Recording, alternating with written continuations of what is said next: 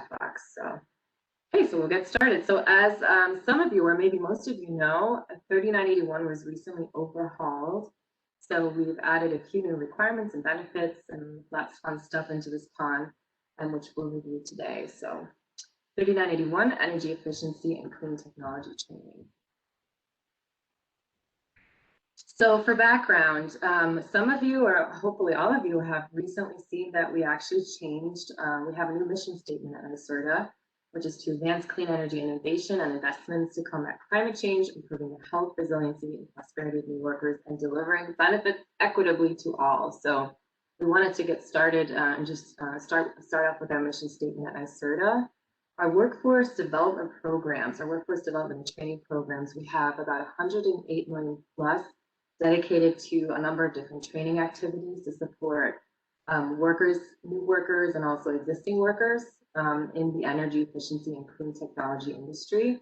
You see that term highlighted here with an acronym. We use that acronym throughout the presentation. It's also in the PON, so you'll see it over and over again. A high priority for our workforce programs are in the fields of energy efficiency, building electrification, and large-scale renewables. And we place a big emphasis on really eliminating barriers to, to marginalized communities, to promote and further the goals of the Climate Leadership and Community Protection Act, the CLCPA. So in that spirit, PON 3981 was actually revised to kind of meet those target goals and advance NYSERDA's new mission. So the purpose of the revised PON is to create an equitable and a diverse and an inclusive workforce in the energy efficiency and clean technology labor market. It's to support and develop projects that deliver clean energy training, technical training, hands-on experience, job placement assistance, those kinds of projects to both new and existing workers, and to address the equity gap in the industry. So two definitions that I've highlighted here, and I should mention that we'll share the deck at the end of the presentation, so you can review both the deck and also the recording, as well as the Q&A at the very end. These two definitions, disadvantaged communities and priority populations, those are really our focus for new worker training. I'll go more into it in detail throughout the presentation, but there's a link embedded in these terms. So you can click on the link and see the more detailed definitions. For disadvantaged communities, actually, what's really helpful is there's a map where you can enter an address and see if it meets the definition of a disadvantaged community for an individual residing at that address. So lots of work in progress. These terms are continuously evolving, so we ask that you just return back to this website for the most up-to-date definition. Okay, so we'll just review. The next two slides are really a high-level summary of the PON. We'll review those in detail. It starts off with we have about $6.7 million available. That's lots of money, including $4 million dedicated to building electrification training. The due date for this current PON, the next due date, which would be around 11, is May 3rd. So that was changed. I believe the initial date was sometime in April. So we did spread out the due dates quite a bit. So May 3rd is the due date. We'll review the list of eligible technologies, and we'll also review the training providers. There's two categories, as I mentioned. One is energy efficiency and clean technology training for incumbent workers or existing workers, and the other category is career pathways training for new workers. So we'll review those details as well. And then different funding requirements or funding limits, funding caps based on the category or the different training elements that you incorporate into your projects or your proposals. And then there are slight differences in cost share requirements and cost share benefits. So we'll start with eligibility requirements. So at the very basic level, all of our training under this PON must be geared towards trainees that reside in kind of the systems benefits or the Clean Energy Fund Service territory. So if you either, in order to meet that requirement, a training provider such as yourself must have a training location or train at least 60% of trainees of individuals who reside in this location. And there's a number of different ways that you can submit evidence, which are outlined in the PON. Training providers could be a number of different things. technical high schools, community colleges, lots of different education institutions, as you can read here. It also includes trade association, manufacturers, distributors, suppliers, vendors, training job placement intermediaries, and community-based organization, not-for-profits. In addition to these training providers, they must actually have a demonstrated track record in energy-related training, job preparedness, or placement. A good combination of all three of them would be great, ideal. Collaboration is encouraged with other energy-related companies. The lead applicant must be based in New York State. And what we mean by that is that the lead applicant must be registered to do business in New York State and also have either an office or a training location in New York State. The different technology areas that are eligible for funding are listed here. So high efficiency HVAC and water heating, building electrification and heat pump technologies, with the caveat that this particular technology area is eligible for Category 1 projects only for now. We do have another solicitation, PON 4463, which goes into kind of career pathways training for that technology focused area. So we did try to differentiate the two a little bit, which is why under 3981, this particular area is reserved for Category 1 projects, so for incumbent or existing worker training. Insulation and air sealing, high efficiency lighting and controls, building automation controls, smart grid energy storage related areas. And of course, all of those technology areas should have a measurable impact on, improving energy efficiency and reducing carbon emissions in New York State. Training initiatives for which that are eligible for funding include, training initiatives and also, to a certain extent, wraparound services, but specifically curriculum development and modification, training of any kind, online classroom, on-site, certification costs, equipment purchases, hiring and training of trainers, that is included, mentorship and internship programs, and then of course any other training elements such as pre-apprenticeships, apprenticeships, job placement services, training in languages other than English to meet a specified business need, and also marketing and outreach. For those of you who were familiar with the previous iteration of PON 3981, you'll notice here that we've actually increased the amount of NYSERDA funding to 10%. It used to be 5%, so that is a difference here. And not that many people are traveling these days, but we do fund some reasonable in-state travel as well. Not eligible for funding, we've gotten a few questions about that, but it's training labor costs for participating training. So we will not pay for wages for individuals to sit and participate in training, even if it's hands-on training. So we can't do that. We will pay for the actual cost to deliver training. We will not pay for costs or any efforts that have already been undertaken, and that includes developing this proposal. Eligible case by case would be actually wraparound services. So in the past, that was not quite as generous. This time we're saying, it's really evaluated on a case by case basis, particularly for priority populations and disadvantaged communities. So wraparound services, as long as they are a small portion of the overall project cost and training costs per student. Now going into the two different categories in more detail. So we mentioned we have two categories. You may submit a proposal for either one or both of them. So it's either incumbent worker training, career pathways training for new workers, or a combination thereof. So Category 1 projects are subject to the requirements of the general requirements of the solicitation, and Category 2 projects have additional requirements, but also additional benefits.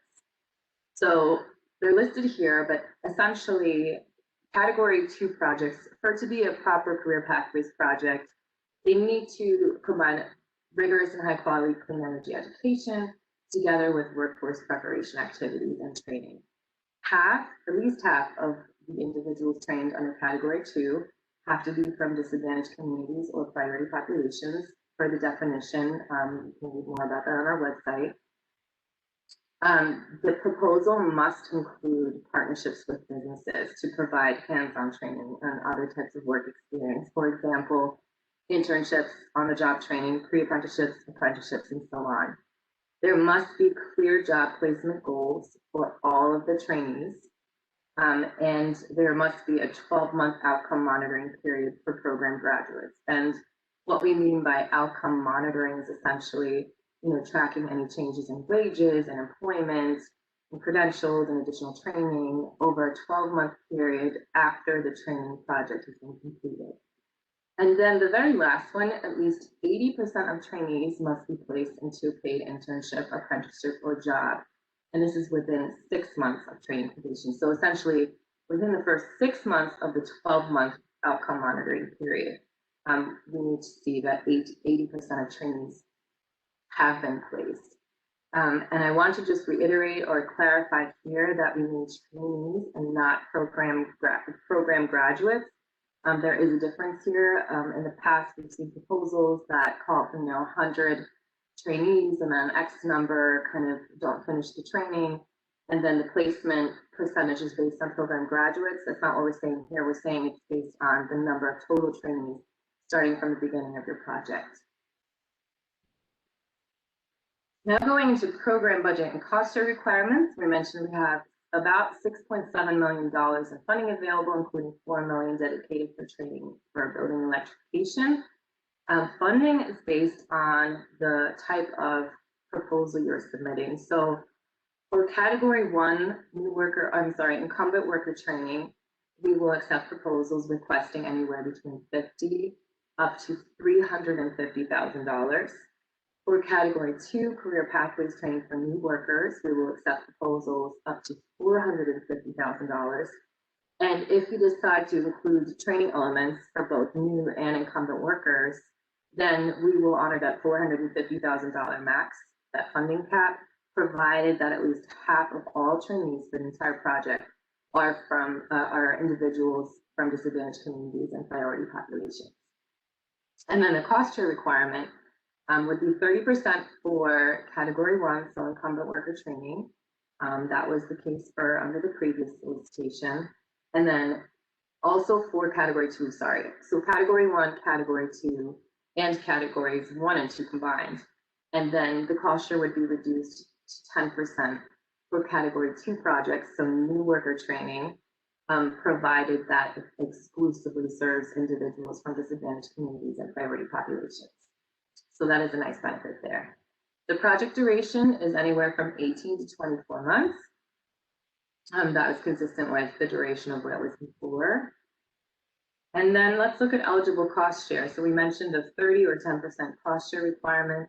The cost share can be met through a number of cash or in-kind cost share contributions. So that would include training fees offset by a third party, any materials that you've purchased for training, any equipment that might be supplied by a third party, such as a manufacturer or business for hands-on training, any type of labor, so unpaid, direct or indirect or other general overhead. And then we do also accept for cost share things like food and refreshments, computers, equipment, even motor vehicles, personal devices, and cell phones. So provided it's, consistent and required for under the training program. Not eligible for cost share, similar to what's not eligible for funding, is trainee labor costs to participate in the training, any efforts that have already been undertaken. And that pretty much sums it up.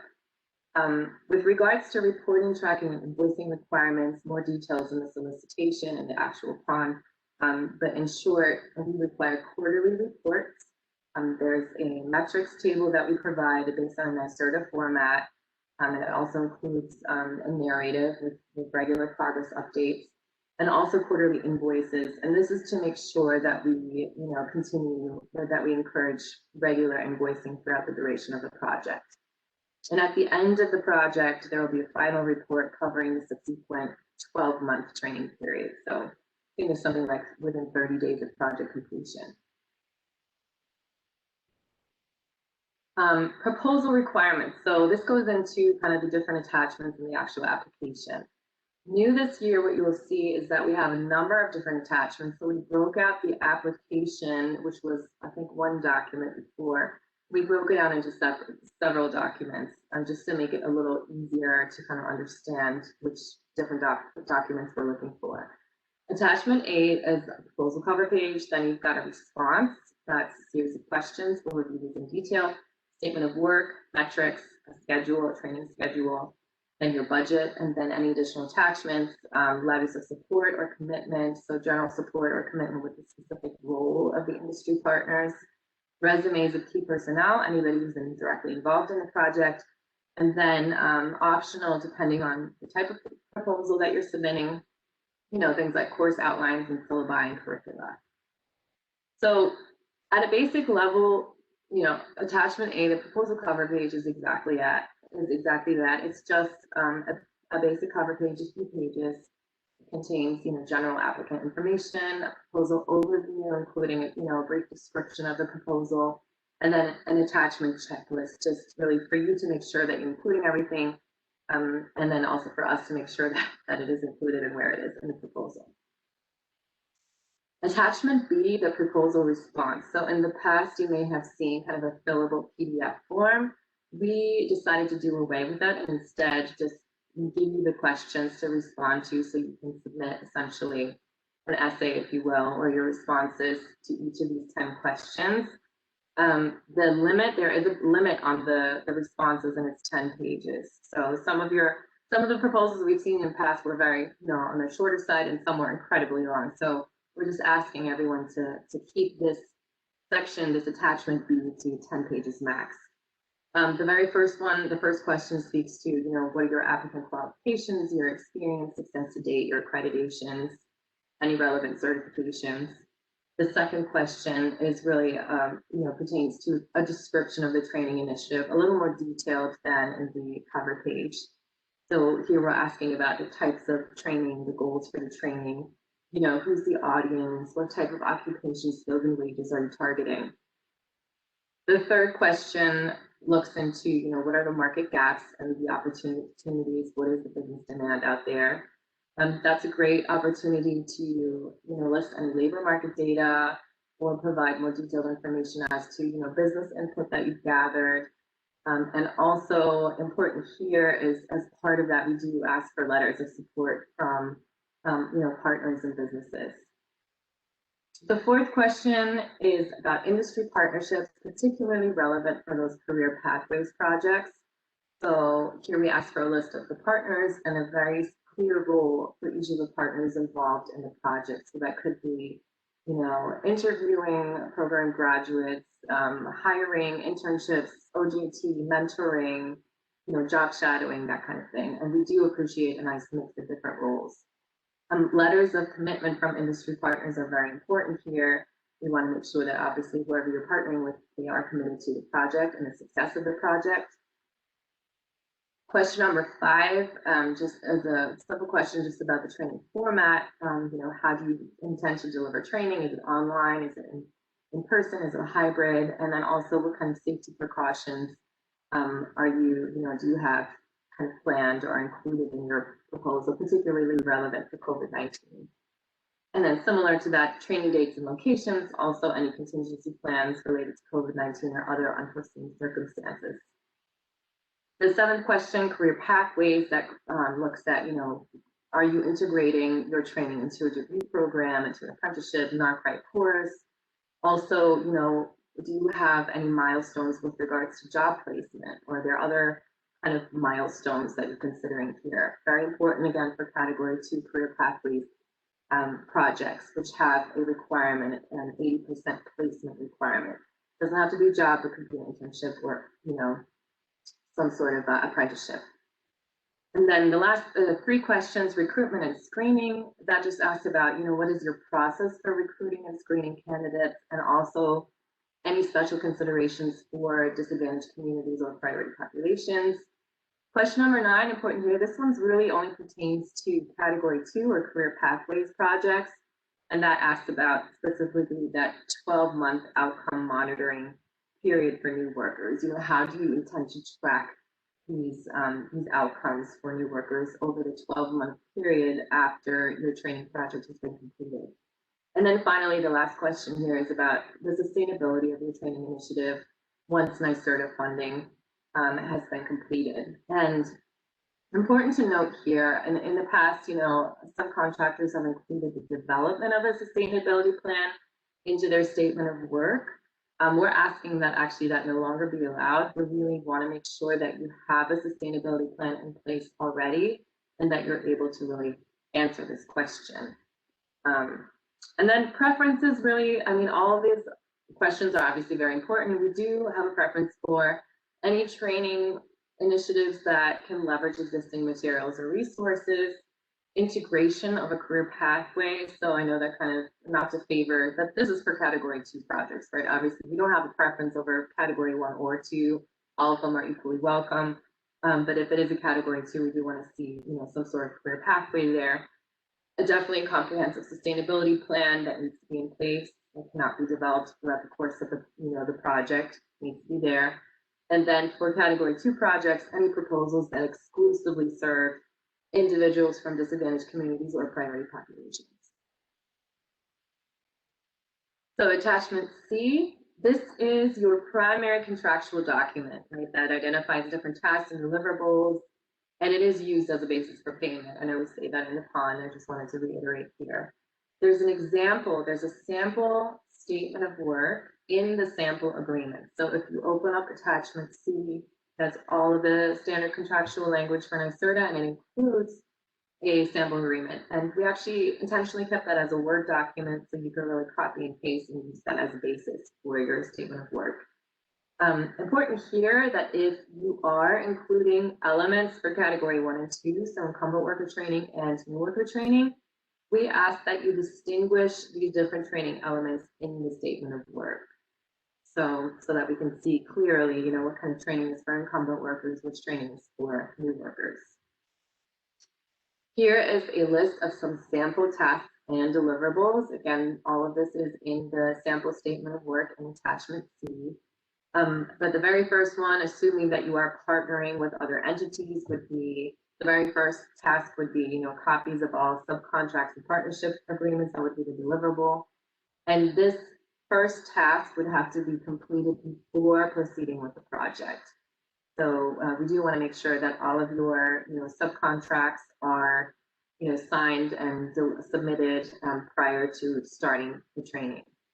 The second one, if you're including curriculum development, these are just some examples of tasks that we like to see, actual training curriculum and the training materials prior to training. On the training delivery side, we like to see resumes of all instructors, course outlines in advance of the training, and then a class roster for each training session. We have some language for an evaluation task, and the deliverables are typically, whichever evaluation instruments that you would, identify for your project, plus pre and post training surveys. And for those of you who are on the line earlier, when Devetta chimed in on training surveys, we do have a format that we like to, some questions based on a NYSERDA template that we can provide, and that you can either use as a PDF version or are welcome to create your own online survey and to gather the responses, which tends to be easier, particularly in this current environment. And then finally, the last two would be about reporting and invoicing. So I mentioned quarterly reports and final reports, also based on a template that we provide with metrics, and then there's a narrative that's included there, and typically an update task by task based on your statement of work. And then we may request additional reports as helpful. And then the invoicing piece is, quarterly invoices. There's a whole process. We have detailed instructions, when the time comes, and then any additional invoices as, helpful and necessary. So then attachment D, the metrics, that's actually a fillable PDF form where you can actually go in and you can insert or enter your metrics for your project. We have some pre-populated that we ask for, specifically, what is your target number of individuals trained by category? So you were saying, category 1 or 2, incumbent, existing workers, or new workers. Also trainers, in the past we weren't specifically clear about trainers, but trainers are individuals, and if they're being trained, we do want to count them. Then, the first question might look at different training components. So The second question actually looks at overall for the total project as a whole, how many unique individuals are being trained. So this just helps us be a little more accurate with the metrics that we gather. And we look at number of unique individuals trained during the project. We call those direct number trained. And then the total number of individuals that you anticipate will be trained within 3 years after the project. So that would be indirect, a number of indirect individuals trained. And then number of new curricula developed, existing curricula modified. And then for category 2 projects, those career pathways projects, because they have that placement requirement, we ask for the total number of individuals that would be placed into internships, apprentices, and jobs, with a minimum, of course, 80% of trainees. And then the last section will ask for any other relevant, metrics that you might deem necessary for your project. And then we have a schedule. And the schedule looks something like this. I know it's a little small, but maybe you can see the very beginning of the top 5 rows are kind of a typical schedule. That goes based on your task, based on your statement of work. And you go by month 1 through 12 or 24 or whatever it may be. And it must include for new workers, so those career pathways projects, we ask for an additional 12 months. So important to just include those additional 12 months of tracking and reporting the outcomes for new workers. And then finally, the very last attachment is the budget. So that is an Excel spreadsheet. There's several tabs, I think 2 tabs in there. The first one is a total budget spreadsheet. So that breaks down the budget by cost element. So labor, direct materials, supplies, equipment, travel, subcontractors. For labor and subcontractors, we ask that you include the number of hours for each, member of your staff or subcontractor that you list on your budget, and also the rate per hour.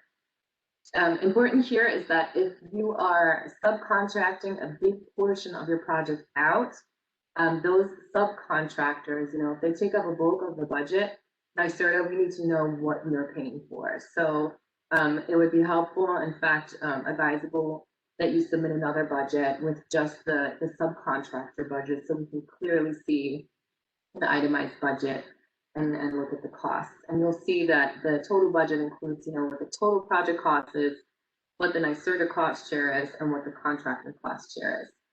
And then on the second tab, we have 2 more cost breakdowns. One is a cost breakdown by task. So we're looking at, how much of each task based on your statement of work costs, and how much of that is NYSERDA paying, and how much is the, contractor contributing. And then also cost breakdown by participant. So that's very simple, really taking the total project cost, dividing it by the number of participants. And that just gives us a basis for comparing projects to one another.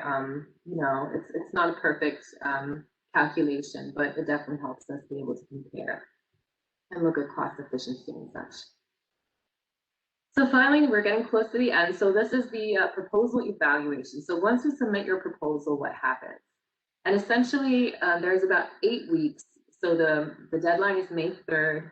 From May 3rd, there's about 8 weeks during which a scoring committee, which is made up of probably a handful of internal and external reviewers, subject matter experts, gets together and reviews every single proposal in detail. A recommendation is made and then submitted to management for approval. And then once management approves, then the winners are notified, as are those whose proposals were denied. So for proposals that were accepted, sometimes we may ask for additional questions. We might have a few more questions that have to be addressed, including contingencies. So and contingencies and recommendations. And recommendations would be things that would essentially make the project better, and not necessarily required, but just a recommendation. And then a contingency is an absolute must for us to move forward. The following might need to be addressed. And then the documents that are required for contracting are a final statement of work, a final budget, and then a final schedule. And so you would work with your project manager at this point to just finalize those key documents, and then it gets sent through contracting, and then we can begin once everybody signs. Rejected proposals, so everybody gets notified right within those 8 weeks, but anybody whose proposal has not been accepted for funding may request a debrief and may reapply under future rounds. So we try to really be clear as to, the scoring and how the proposal was evaluated, and give really clear feedback. And so anybody whose proposal was denied is welcome to reapply again. And then here are the evaluation criteria. They're outlined in more detail in the PON, very specific questions and very specific criteria, including the whole the point system.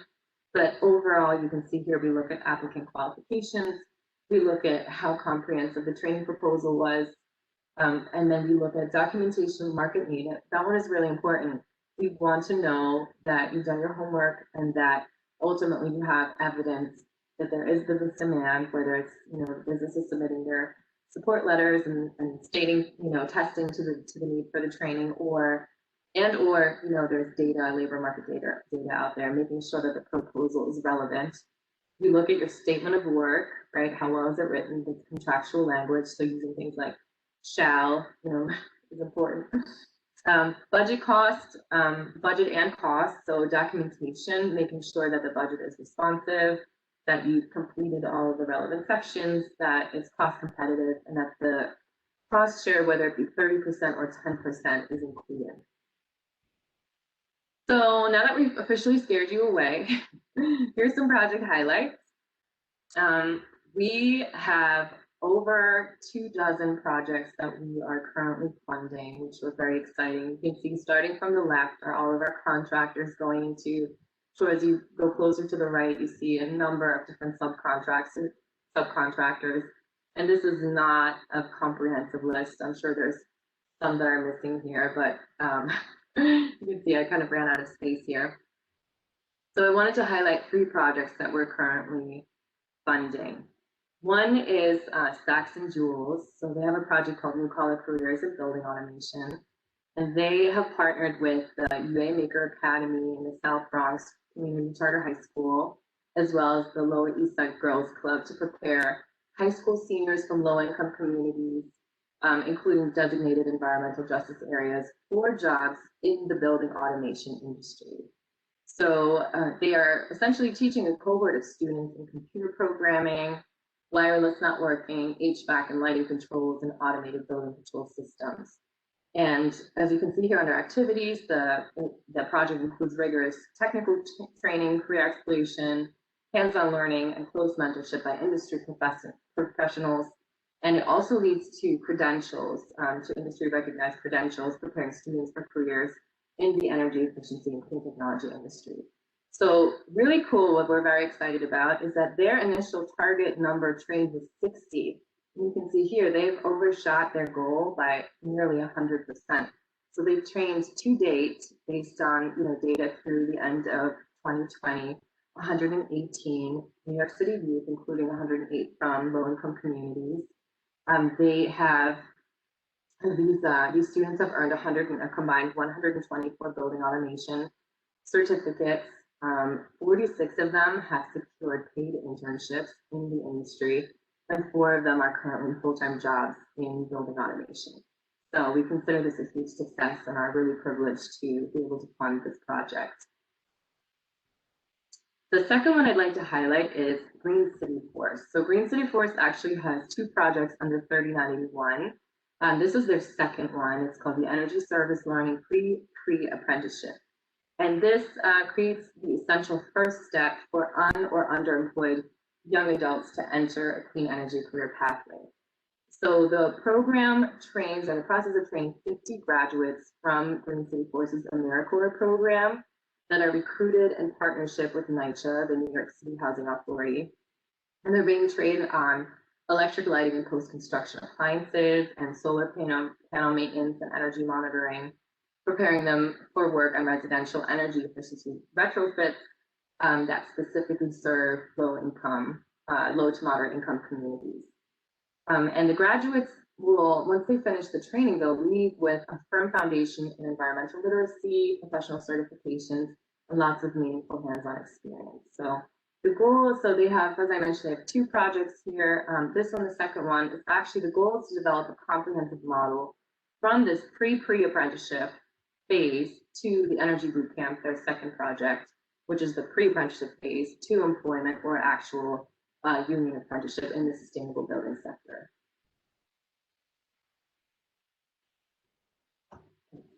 And here are their statistics or the metrics to date. Out of the 50, they've trained 43 New York City youth to date.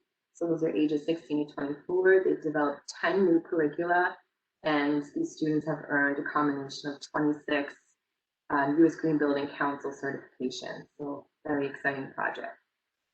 And then finally, our third project highlight is from non-traditional employment for women, NEW. And they have a program called Green Collar Prep. And the intent of the program is to prepare 75 low-income women, particularly women of color, for jobs and apprenticeships in the Green Collar Academy. The program is offered free of charge to participants, and it actually builds on the foundational skills acquired in NEW's core apprenticeship programs called Blue Collar Prep, and then there's New at Night. And it integrates content directly linked to sustainability and efficiency practices by providing students with comprehensive training in environmental literacy and construction techniques. So Green Collar Prep is a hands-on course that encompasses skills training, soft skills workshops, physical conditioning, mentoring, networking opportunities with subject matter experts, and site tours that focus on environmental stewardship in the construction industry. The training also leads to certifications as well as employment opportunities. You can see here they have a long list of partners that they're collaborating with to ultimately place graduates into employment and apprenticeships with partnering, contractors, ensuring that women are equally represented in the sustainable construction industry. So these are 3 example projects. We hope this gave you some inspiration for your proposal. And with that, I would like to finish the presentation, the webinar, with a call to action. Apply now. This actually includes a link to the actual application site. If you have any questions, you are welcome to email myself or Adele Ferranti, who's our